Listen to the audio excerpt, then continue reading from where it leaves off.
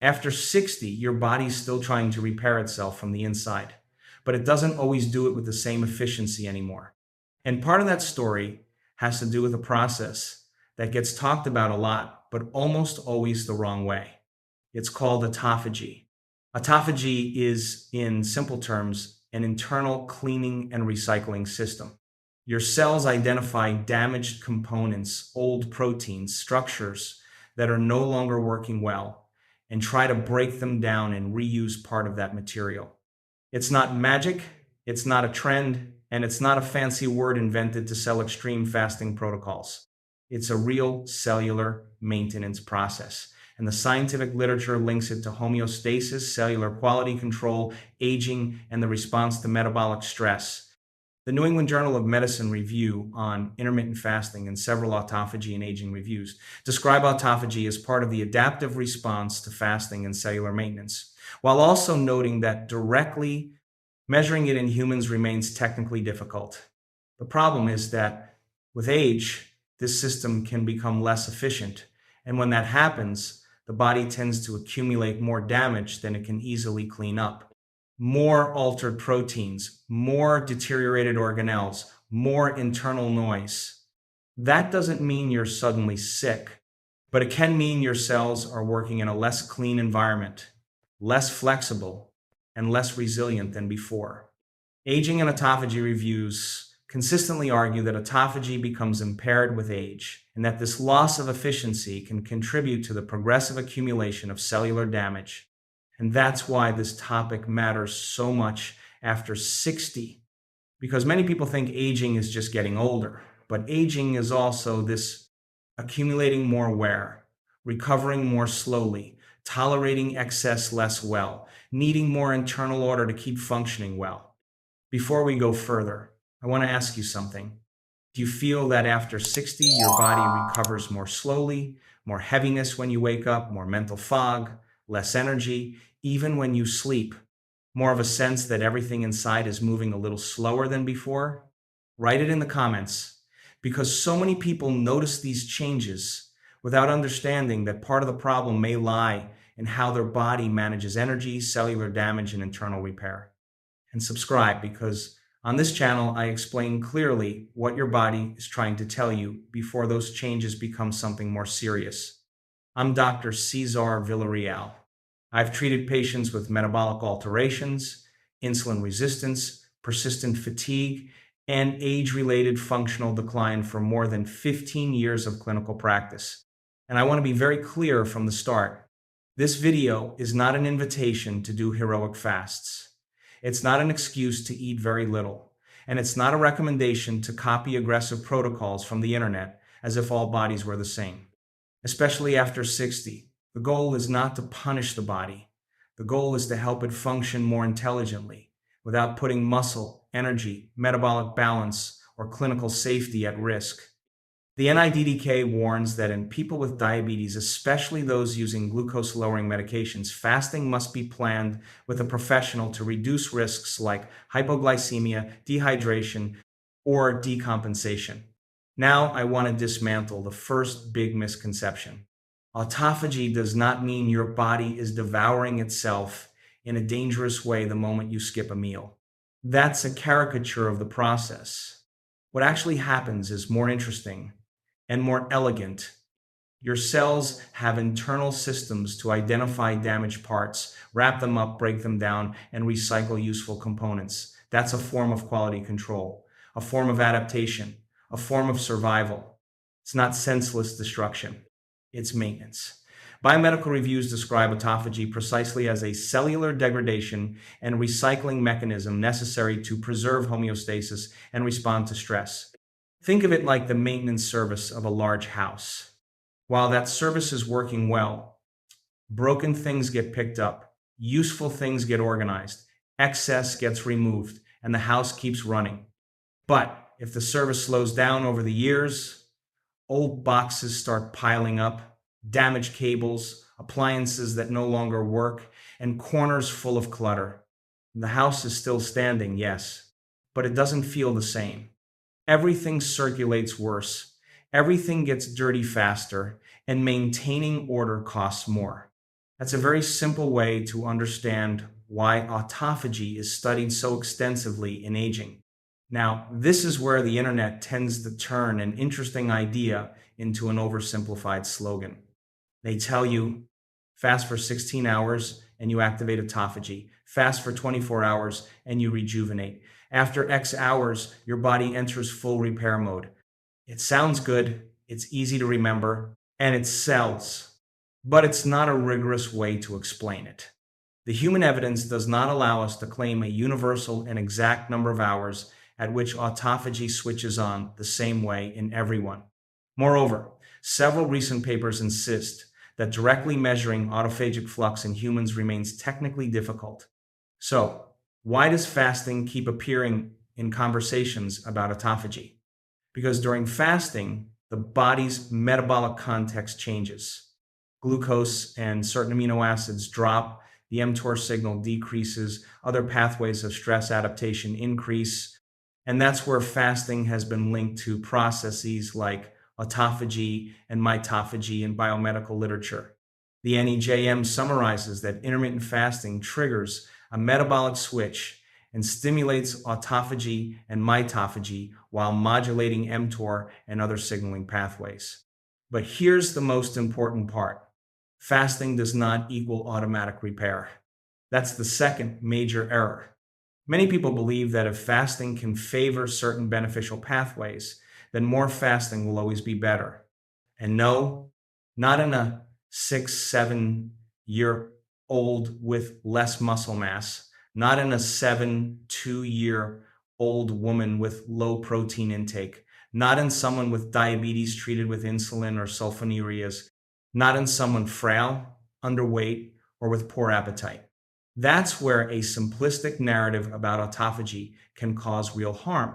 The NIDDK underscores precisely that the risk of fasting and diabetes depends on glycemic control, medications, and clinical profile, and that some people should not fast without supervision. Because after 60, your body needs two things at the same time. It needs more internal order, but it also needs to conserve function. It needs repair, but it also needs to protect muscle. It needs metabolic flexibility, but it also needs stability. And if you forget one of those two halves, you're no longer helping the body, you're pushing it toward another problem. That's why this topic needs to be explained with more maturity. The goal is not to chase the word autophagy like it's a trophy.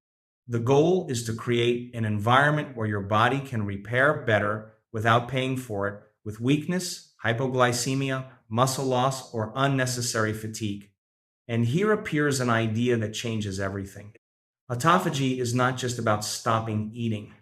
It's about removing obstacles to cellular repair. That includes fasting in some contexts, yes, but it's not limited to that.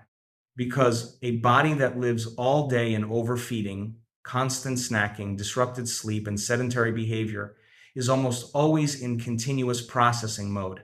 Eats at waking, eats again mid morning, snacks, lunch, snacks again, late dinner, then something sweet, and repeats the next day. That body has very little metabolic space to shift states, very few real pauses, very little internal breathing room. I'm not saying the solution is to go hungry. I'm saying that many people live without any kind of metabolic order and then want to fix it with one extreme fast per week. That rarely works well long term. The body responds better to consistency than to drama.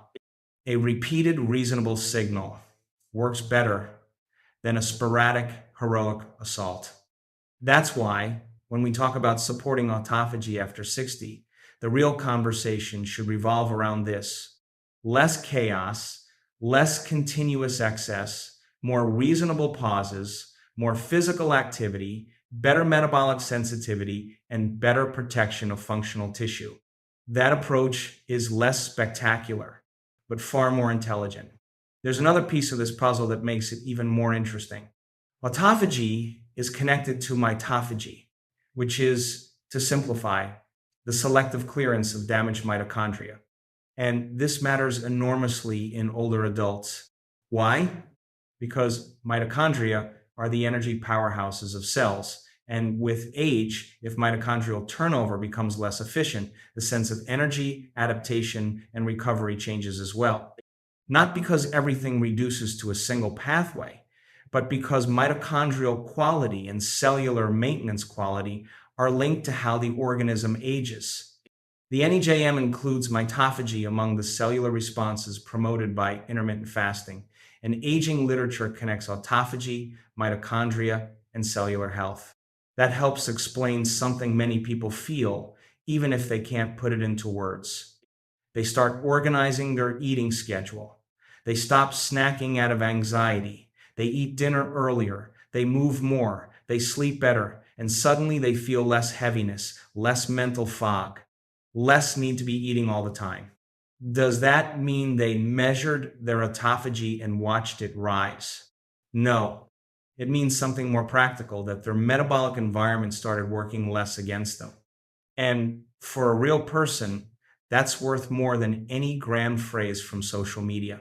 Now I want to leave you with an idea I consider central. Autophagy is not a secret key. It's a consequence of a biological environment.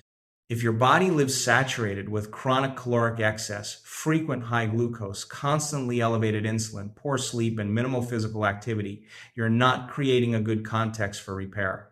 On the other hand, if you start giving it reasonable pauses, if you reduce the disorder, if you improve energy use, if you protect muscle while stopping eating around the clock, then you start building more favorable ground. Not perfect, not magical, but more favorable. And here I need to issue another important warning. If you have diabetes, especially if you use medications that can lower blood sugar, you should not improvise with fasting just because you heard the word autophagy in a video. The NIDDK warns that risk varies depending on treatment, and that in some people a poorly planned fast can increase the risk of hypoglycemia, dehydration, or even more serious complications. The same applies if you're underweight, if you've lost muscle, if you eat little, if you're weak, or if you already feel your body tolerates long periods without eating poorly. Because the great error of the internet is treating all bodies as if they were at the same stage. And they're not. The body of a 30-year-old with excess weight is not the same as that of a 6-year-old with incipient sarcopenia. That changes the risk. That changes the strategy. And that changes everything. Up to here, I want you to take away these 4 ideas. First, autophagy is real.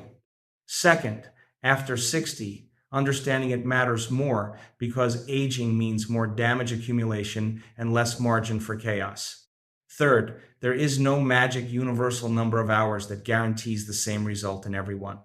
And fourth, supporting autophagy is not about suffering more. It's about creating better conditions for the body to repair and recycle without losing sight of safety, muscle, and clinical context. There is something that blocks this process more than most people imagine. And it's not just eating too much.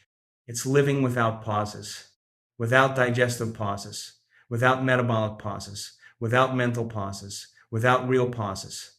Because when food is entering your body all day, when it never finishes processing one thing before starting the next, when you have breakfast, snack, lunch, snack again, eat dinner late, and still eat something else, the body spends too many hours in continuous storage and processing mode. And that environment doesn't exactly favor the repair pathways we're talking about. The NIA summarizes that interest in fasting and time-restricted eating comes from that physiological shift toward a different metabolic state, not from an isolated magical idea. That's why the first great saboteur of autophagy after 60 is constant snacking. Not because one cookie is poison, not because one bite ruins everything, but because the pattern matters. And the pattern for many older adults today is this: the body never fully rests. This is made even worse if insulin resistance is also present. Because when insulin is high too frequently, the body receives a constant signal of abundance. And constant abundance doesn't exactly push toward recycling, cleaning, and adaptation. It pushes more towards storage and growth. The shift between fed and fasted states modifies insulin signals and gene expression related to metabolism and repair, according to NIDDK and the NEJM review. That's why this issue isn't solved just by saying fast. It's solved by understanding the biological terrain your body is living in. And if that terrain is full of frequent high blood sugar, disrupted sleep, sedentary behavior, a growing waistline, and chaotic meal schedules, your problem isn't that you lack extreme discipline. Your problem is that you have too much metabolic disorder. And here comes a point that almost no one mentions when talking about autophagy. You can't talk about cellular repair in older adults without talking about muscle. That changes everything because the internet makes it seem like the only goal is to activate cellular cleaning. But in a person aged 65, 72, or 80, losing muscle from poorly following a fasting strategy can cost far more than any supposed benefit you're looking for. Muscle is not an aesthetic luxury. It's functional reserve, it's stability, it's strength, it's metabolism, it's protection against frailty. And with age, the risk of sarcopenia increases.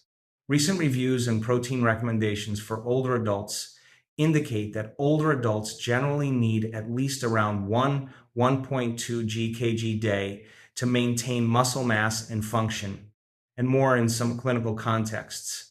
That means the error isn't only eating badly. Sometimes the error is trying to repair yourself inside while weakening yourself outside. And that happens a lot. The person discovers autophagy, starts fasting more hours, eats less, feels lighter, but doesn't monitor protein, doesn't do strength training, doesn't protect muscle mass. And a few weeks or months later, they may weigh less, but they're also weaker. That's not the goal. The goal is not to be an older adult who endures hunger. The goal is to be an older adult who preserves functional tissue while reducing metabolic chaos. That's why, if you truly want to apply autophagy intelligently after 60, you need to understand this rule. Less food doesn't always mean a better strategy. A better strategy means a better context. And that context has several pieces. The first piece is a reasonable nightly pause, not a heroic act. A reasonable pause. Have dinner earlier. Stop eating at night. Don't turn the living room into an extension of the kitchen. Don't keep adding calories because it was just a little.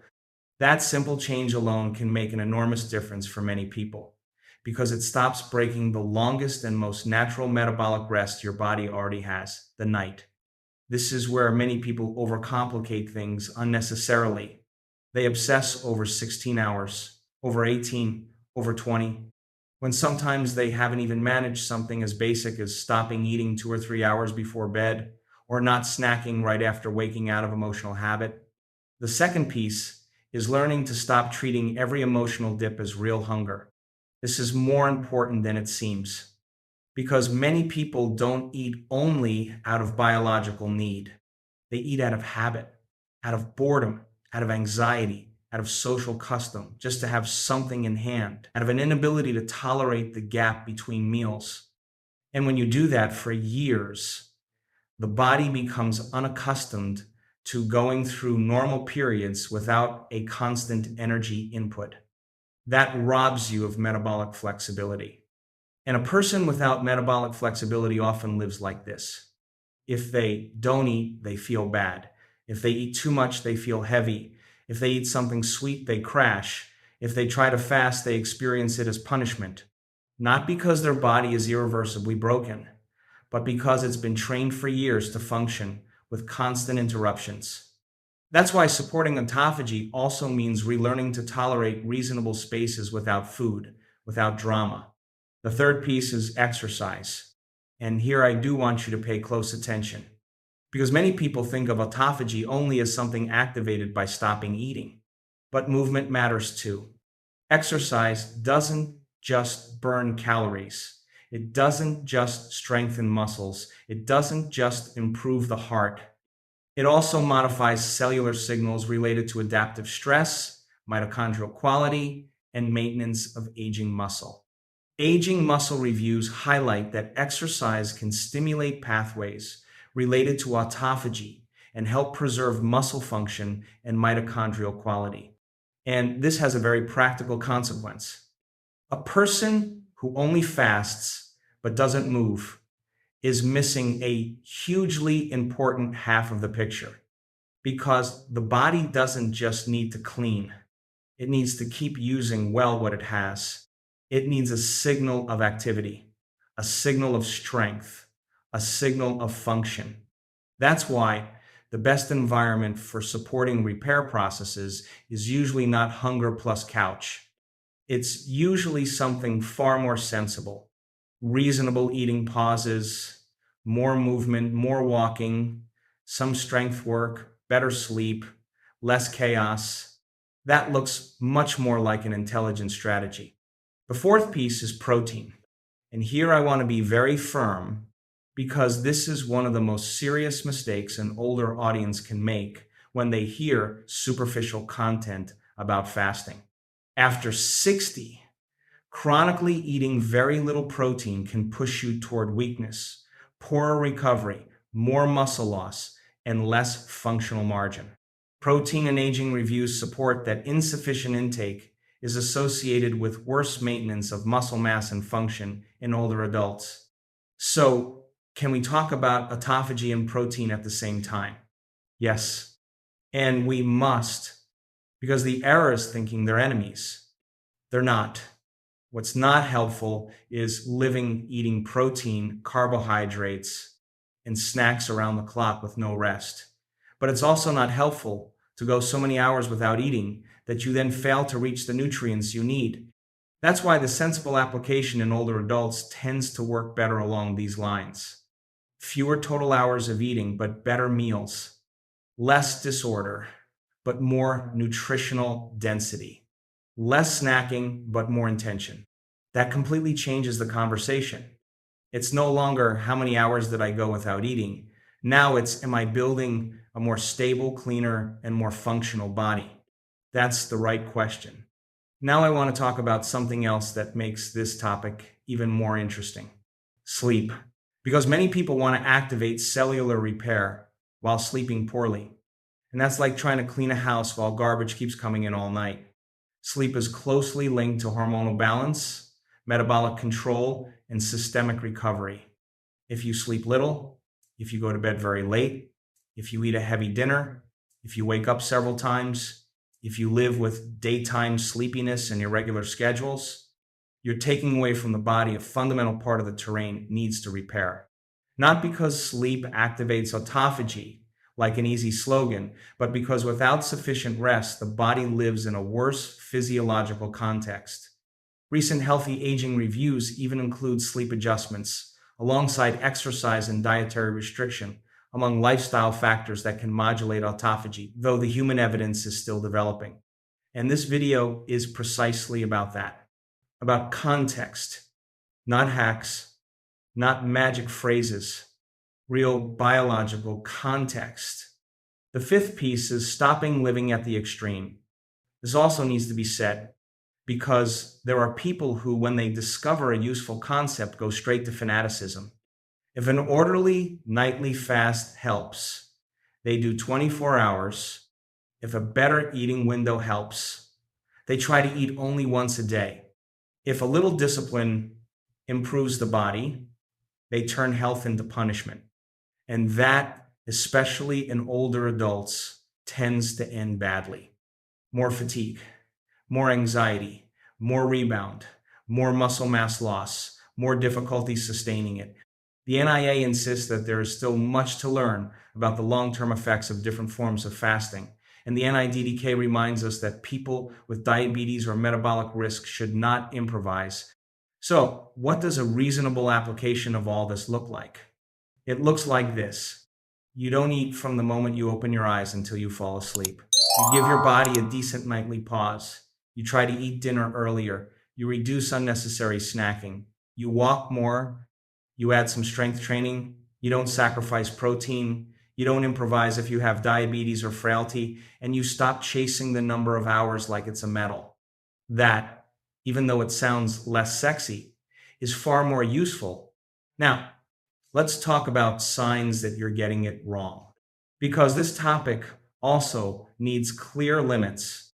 If you start with a strategy to favor better metabolic order and you notice frequent dizziness, exaggerated weakness, trembling, confusion, intense irritability, difficulty meeting your food needs, loss of strength, or a sense that your body is functioning worse, not better, something is wrong.